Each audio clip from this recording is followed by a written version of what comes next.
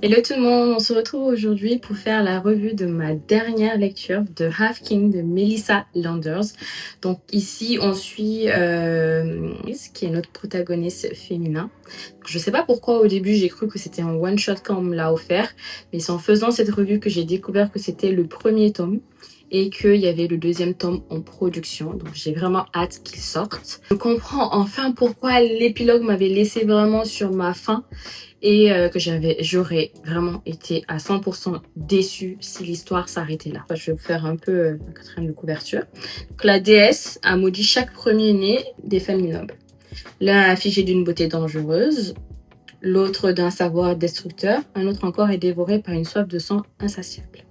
Mais la maison royale Mortara a reçu la pire des punitions. La nuit, le roi s'évanouit dans le néant. Quand il atteindra sa 21e année, il sera perdu dans les ombres pour toujours.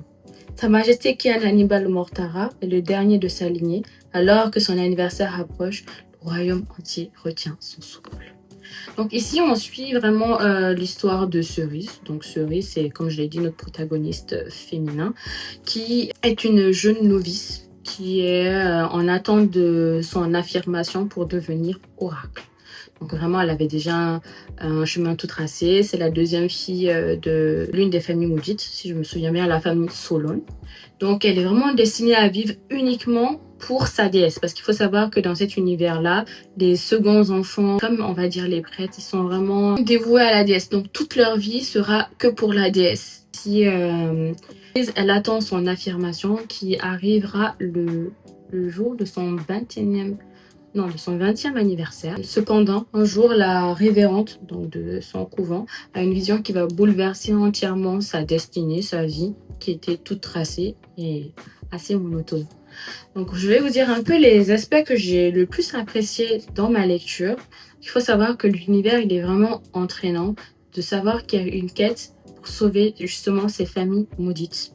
Et que notre Cerise, donc notre protagoniste, sera tout entièrement dévouée à cette cause. Sachant, elle a une petite particularité quand même, notre Cerise. Je vais pas trop vous spoiler et vous laisser découvrir cet univers.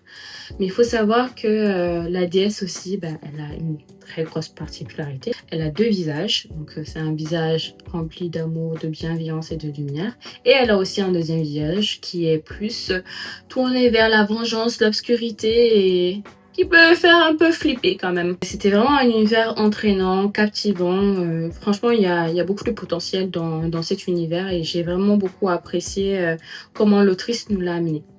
Ensuite, mon deuxième point, c'est vraiment, comme j'ai dit, Cerise, notre protagoniste féminin qui a vraiment beaucoup d'amour, d'innocence à donner à ce monde-là. Et il faut savoir qu'elle est aussi très naïve, donc c'était assez rafraîchissant par rapport aux protagonistes un peu badass qu'on nous vend tout le temps. Donc là, vraiment, d'avoir son point de vue, de savoir que elle a autant d'amour à donner, qu'elle noue facilement aussi des liens avec les personnages secondaires qui sont très bien travaillés dans ce livre. C'était vraiment rafraîchissant, comme je l'ai dit. Et j'ai notamment apprécié Derek et Blue, qui sont vraiment mes coups de cœur pour cette lecture.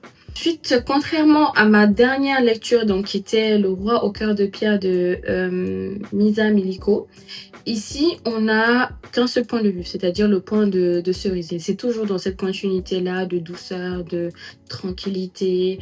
Et c'est ce qui nous permet aussi d'apprécier encore plus le personnage et de mieux appréhender, on va dire, son évolution tout le long du livre. Parce que je me souviens qu'au début, j'étais là un peu à me dire, j'ai jamais autant pensé qu'on respectait pas une protagoniste. Mais ça, c'était vraiment les premiers tomes. Après, on voit qu'elle va affirmer tout doucement son caractère et qu'elle va nous entraîner dans cette histoire, du coup, et dans sa quête.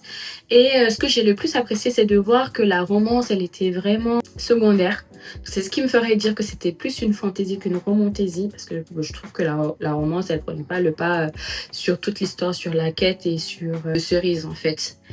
Et c'était vraiment très bien développé. C'est vraiment une belle manière que l'autrice nous a vendu, on va dire, cette histoire. Et ce que j'ai le moins apprécié, en fait, c'est bien que je ne sois pas du genre à stresser pour des lectures, je dois vous avouer que les derniers chapitres m'ont un peu mis sur les nerfs, dans le sens où je ne m'attendais vraiment pas à ce qui allait se passer et que j'étais tout le temps à me questionner, mais du coup, parce que la quête arrivait à sa fin, comment est-ce que ça va se passer? Est-ce qu'ils vont réussir? Est-ce qu'ils vont pas réussir? Bon bref, j'avais énormément de questions en tête et franchement, je m'y attendais pas. Et je vais pas vous spoiler, franchement, lancez-vous. Pour moi, ce livre, c'est vraiment un gros oui. Et je donnerais une note de 4 étoiles sur 5 à ce livre parce que vraiment, j'ai beaucoup apprécié du début jusqu'à la fin de l'univers, l'évolution de la protagoniste, la petite romance sur le côté, les familles, les histoires de chacun, les personnages secondaires. Et vraiment, je trouve que ce tome, c'est vraiment la meilleure manière que Melissa aurait pu nous amener à nous préparer pour la suite. Parce que oui, il y a une suite. Et comme je l'ai dit au début, j'ai vraiment hâte que cette suite sorte. Parce que c'est vraiment une histoire palpitante, avec une très bonne intrigue, avec un bon univers bien construit et avec une touche de douceur, de romance dedans. Donc voilà, lancez-vous. Et on se retrouve prochainement pour une autre revue bientôt. Merci.